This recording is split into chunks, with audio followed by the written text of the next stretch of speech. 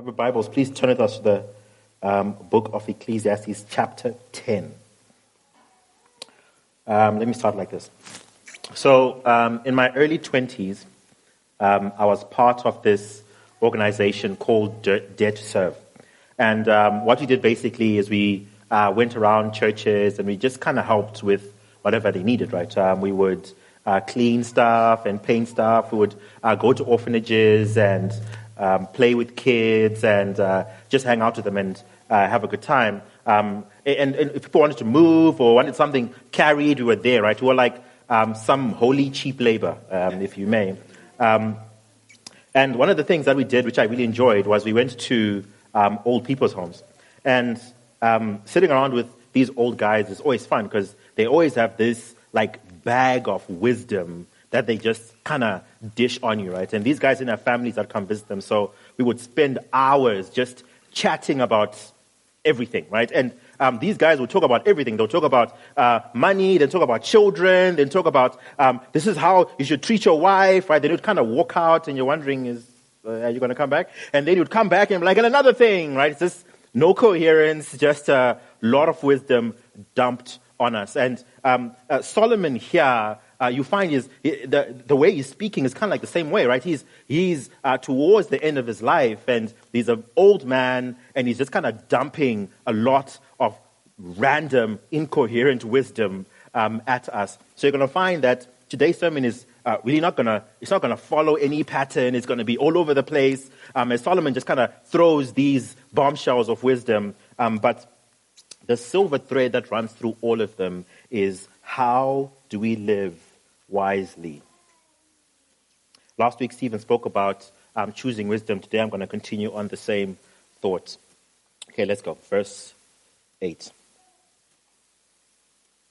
He who digs a pit will fall into it, and a serpent will bite him who breaks through a wall. He who quarries stones is hurt by them, and he who splits logs is endangered by them. If the iron is blunt, and one does not sharpen the edge, he must use more strength, but wisdom helps one to succeed. If the serpent bites before it is charmed, there is no advantage to the charmer. First point of Solomon's wisdom here is life is unpredictable. Right? He speaks about a guy who's, right, he's going to work, he's doing his usual thing, he's bashing down walls. That's what he does for a living. And one day, he bashed down the wall, and behind the wall there's a snake, and it bites him, and he dies, right? And he speaks about another guy who digs holes for a living, and he gets injured doing that. The guy who cuts, a lumberjack, guy who cuts wood for a living, and he gets hurt doing that. Solomon is saying that, look, you can follow all the wisdom that I tell you. You can live life well. You can be a Christian and follow what Jesus says. But at the end of the day, life is unpredictable.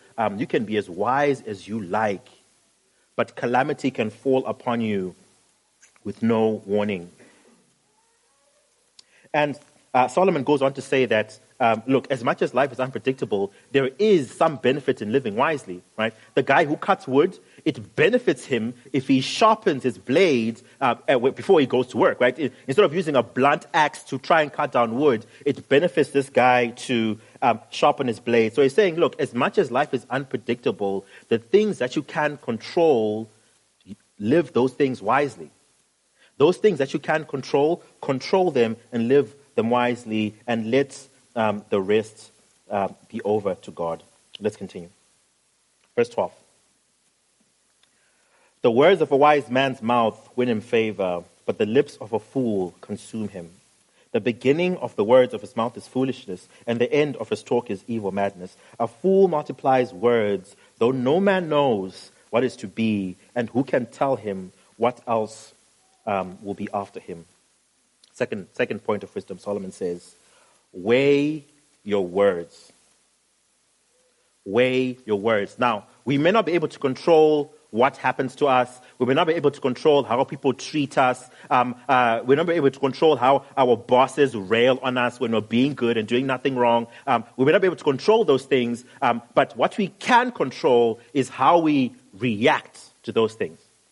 As much as what your boss does is on him, but what you do in reaction to what people do to you is on you. So Solomon is saying, weigh your words. The wise man, what he does is he uses his words to win him favor. He's always looking for opportunities to encourage, to heal, to sort out things in people's life. But the fool is constantly looking for someone to argue with, someone to show why they are wrong and why he is right. Always looking for someone to tell why they can't be taken advantage of. The question here today is, do you weigh your words, or are you flippant with your words?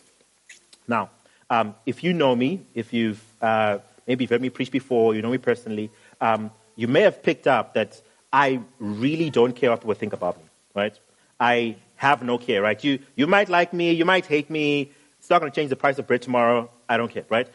Like if you were hanging from a cliff and all I had to do was to care what you think about me to save your life, you're going to die, basically, right? That's how that's going to work. Now, there is perhaps one person on this planet whose words can damage me deeply. And that person's my wife. Right? She just doesn't say a word and just blood everywhere, right? And she knows that the vice versa is true, right? Which is why a lot of the time I lose arguments not because my logic is not sound. I lose not because of what I said, but because of how I've said it. It's madness. There are people in your life, all of us, there are people in your life who can be deeply damaged by your words. I've said this before and I'll say it again. Watch your mouth around your children. Right? Are you already sowing in your children insecurities about who they are and how their body looks and how they think, how they talk, because you are too flippant with your words? I've heard this so many times. People say, look, I have no filter. I just say what's on my mind. That's not a good thing. The wise man weighs what he says before the words come out of his mouth. Let's continue. Verse 15. The toil of a fool wearies him, for he does not know the way to the city. Woe to you, O land, when your king is a child, and your princes feast in the morning. Happy are you, O land, when your king is the son of nobility, and the princes feast at the proper time for strength and not for drunkenness. Third point of Solomon's wisdom. Things work better when they are planned and they are done at the right time. Solomon is saying that the work of a fool wearies him because he does not know where he's going. He doesn't know the way to the city, right? Fools start parties at the wrong time, right? They are already drinking at 7 a.m., right? When the party only starts at 7 p.m. He's already feasting by himself when the guests haven't even arrived. He goes on to say that, happy are you, O land, when your king is a son of nobility, when he has been raised in nobility, when he knows when to feast, what time to have a drink. He knows all these things, and he knows to do them for strength and not for drunkenness. Now, I have had the opportunity to hang out with a number of couples in this church, right? I've hung out with guys that have been married for like a week, guys that have been married for, which appears like a million years, right? I've hung out with people which have had kids that are just great kids, right? They love Jesus, they are following Jesus, and I've hung out with guys that we have kids like, they're just turds, right? Just horrible kids. I've hung out with people that they just love each other and they are so connected. They look like they're just going to take over the planet. And guys are just going in opposite directions in a relationship. Now, I've seen a trend in the guys that are doing life well, guys with great kids, guys that marriages is just working. I've seen that those people, they planned and they did things at the right time, right? When this guy, before he even saw this chick he wanted to marry, he was already planning how it's all going to work, right? He could see the junk in his heart and he saw, look, I can't take this into marriage. So he started dealing with it then.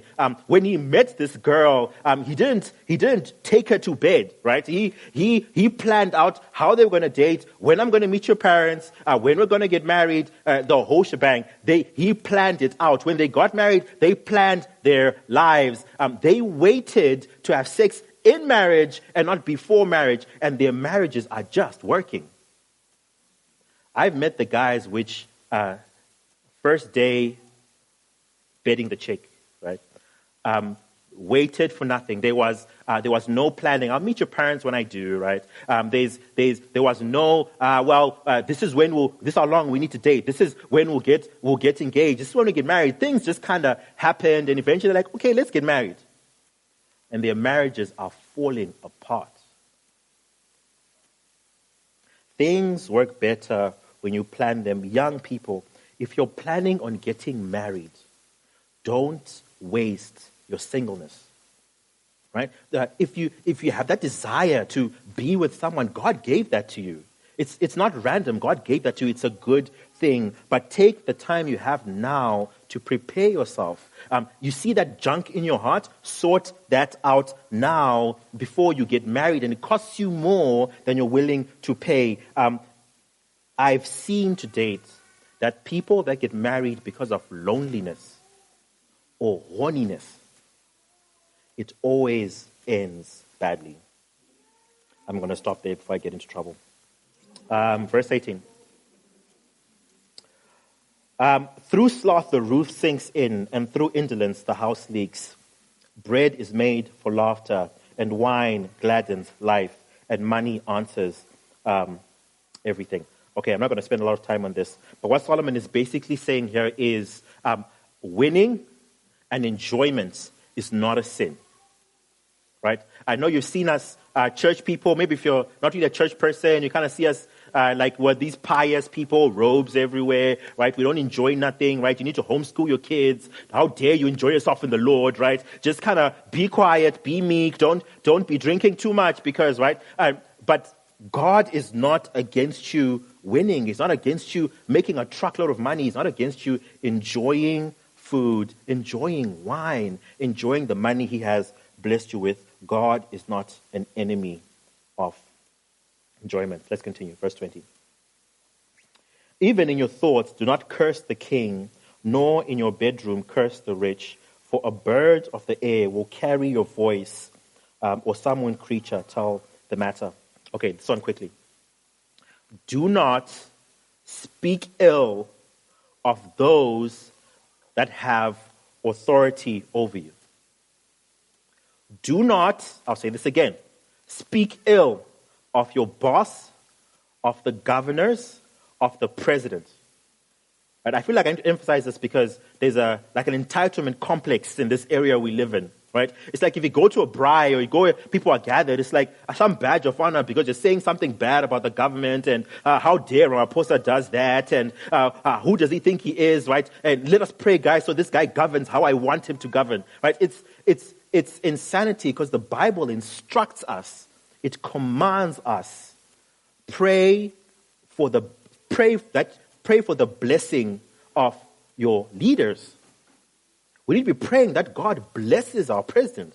We need to be praying that God uplifts him. Have you actually taken time to get down onto your knees and pray for the well-being of our leaders?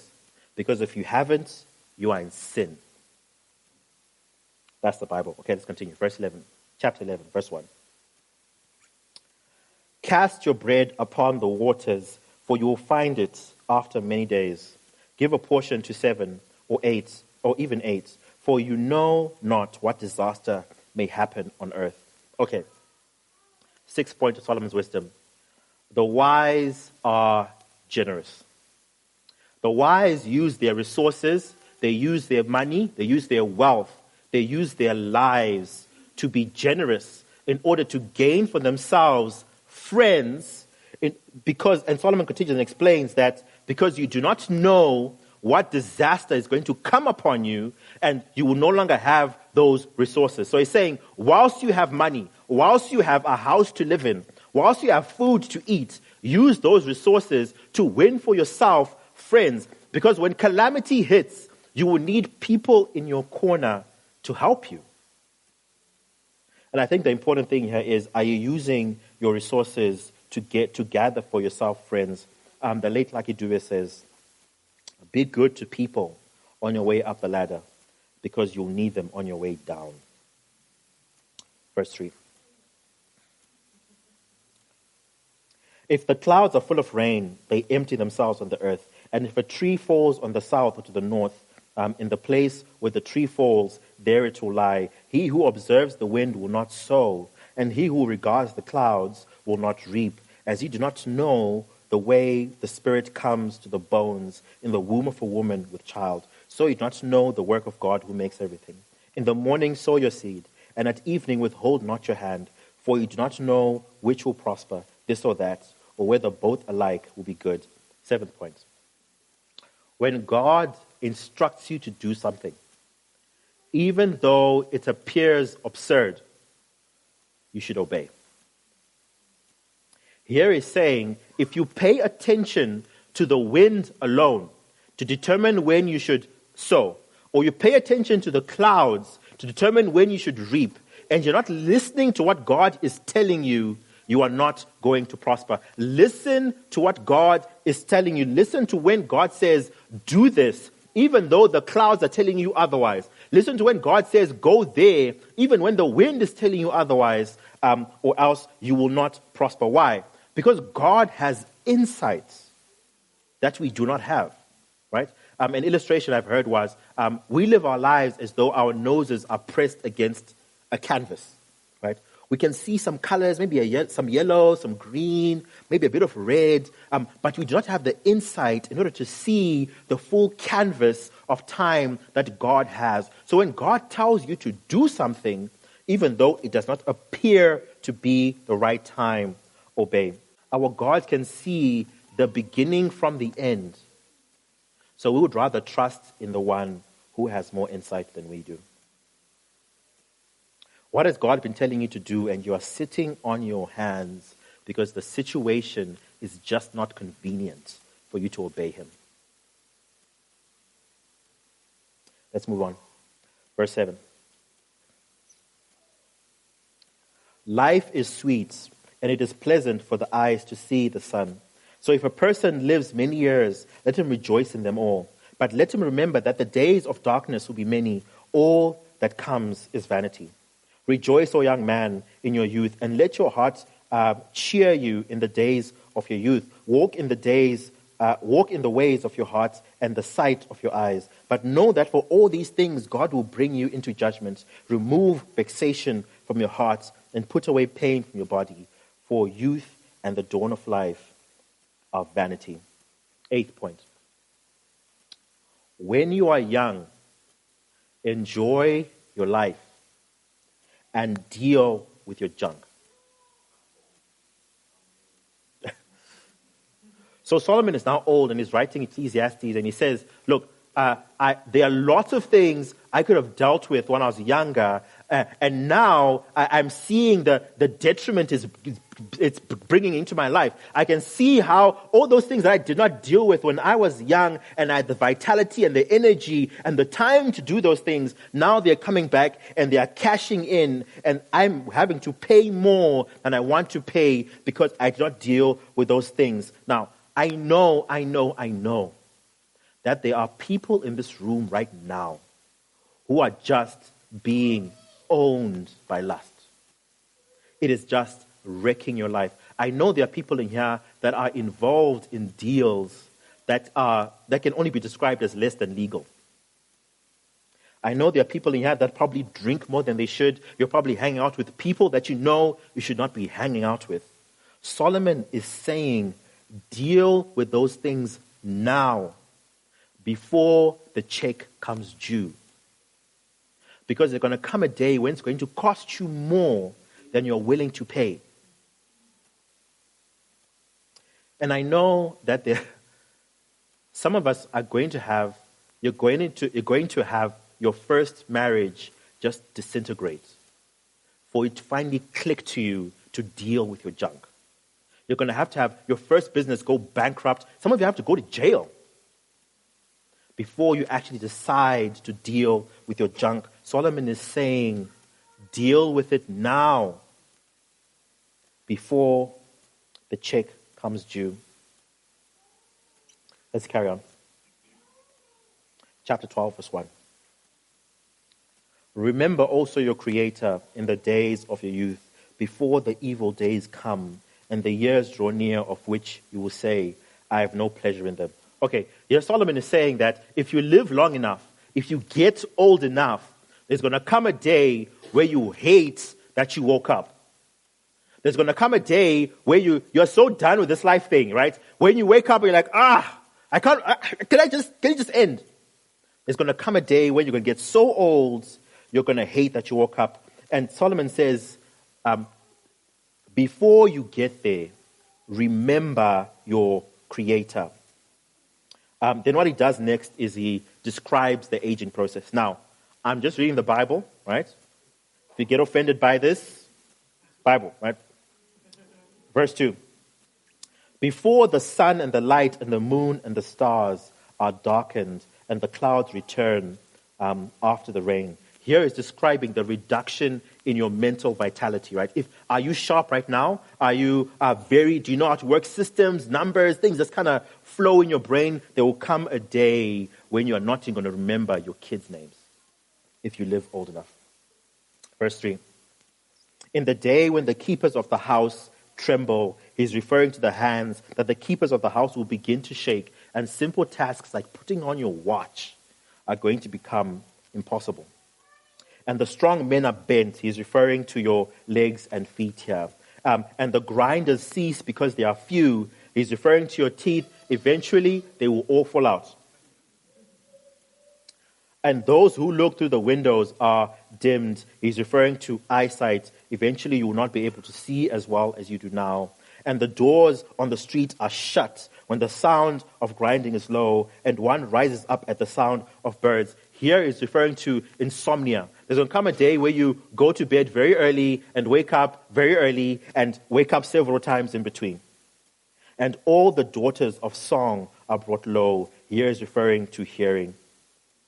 They are, verse 5, they are afraid also of what is high, and the terrors are in the way. Here is referring to the anxiety that comes as your body slows down and your mind slows down, but the world appears to be getting faster and faster and faster. And the almond tree blossoms. Here is referring to hair. So when the almond tree blossoms, it goes white. Then the blossoms all fall off. So eventually your hair is going to go white and fall off, right? The grasshopper drags itself along. Here is referring to the difficulty of movement. And desire fails. Here is referring to sexual desire, that eventually that will fail. And I find it funny that Solomon says this last, right? Now, this brother can't see, right? He can't move, right? His hands are shaking. He has no teeth left. And then sexual desire fails, right? I'm move on. I'm not going to, yeah. Because man is going to his eternal home, and the mourners go about the streets. He then goes on to include those that die young, just to be inclusive, Verse 6. Before the silver cord is snapped, referring to the spinal cord, or the golden bowl is broken, referring to the skull, or the pitcher is shattered at the fountain, referring to the heart, or the wheel broken at the cistern, referring to the circulatory system. And the dust returns to the earth. Then the dust returns to the earth as it was, and the spirit returns to God who gave it. Vanity of vanity, says the preacher. All is vanity. Ninth point of Solomon's wisdom: live as though you will die one day. Now, I try to tell you guys as often as I get a chance. You are going to die. There is going to come a day where you're going to breathe your last, and your body will be buried in the ground and return to dust from whence it came, and your spirit return to God from whence it came, and you will have to give an account for how you lived your life. You are going to die, and we are all an hour closer than when we started church. Now, are you living your life as one who will eventually have to give an account for how you lived, or are you living your life just for now? Because Solomon says that the guy who lives just for now, that's the fool. The guy who's not considering eternity, that's the fool. He continues on this thought. Verse 9. Besides being wise, the preacher also taught the people knowledge, weighing and studying and arranging many proverbs with great care. The preacher sought to find words of delight, and uprightly he wrote words of truth. The words of the wise are like gourds, and like nails firmly fixed are the collected sayings. They are given by one shepherd. My son, beware of anything beyond these. Of making many books there is no end, and much study is a weariness of the flesh. And the end of the matter, all has been heard. Fear God and keep his commandments, for this is the whole duty of man. For God will bring every deed into judgment, with every secret thing, whether good or evil. Solomon's last point of wisdom, and perhaps his biggest one. Wisdom is pointless without Christ. I love the book of Ecclesiastes because Solomon almost writes it in reverse, right? Where he says the most important point right at the end. He examines a lot of things with life. He looks at, is there any value in having lots of women? Because he had 1,000 women with him, right? Is there any value in having lots of money? Richest man probably who has ever lived. Is there any value in religion? Is there value in building big structures? Is there value in having these great achievements?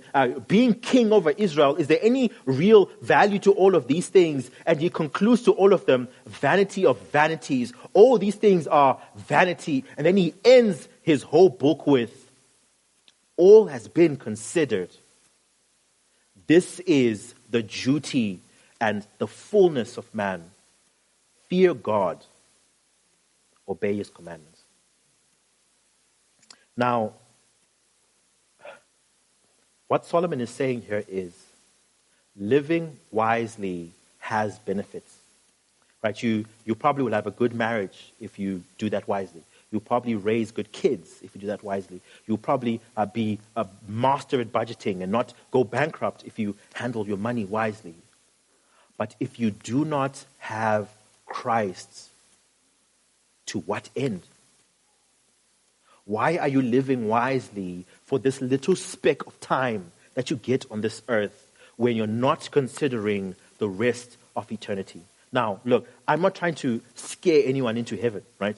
That you can't do that, right? Heaven is not a place for those that are scared of hell. Heaven is a place for those who want to be with God. And Solomon, his question today is, are you living wisely or are you living like a fool? Have you considered what happens when you die? Because if you have not, you are living like a fool.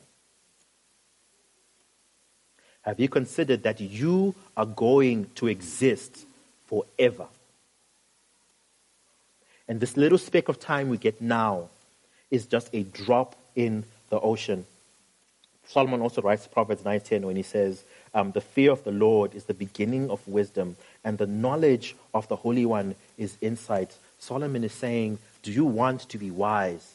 Do you want to live wisely? Is your desire to live a good life? It begins with the Holy One. It begins with Christ. So what if every other part of your life you're living wisely? If you do not start with Christ, it is pointless. Friends, are you living wisely or are you living like a fool? Have you heard Christ proclaimed from stages like this, and you felt it in your heart that, you know what, I should consider this, I should look at this, I should pay attention to what this guy is saying, but when the call comes out, you sit down and you do nothing. Solomon says that is how the fool lives. Let us pray.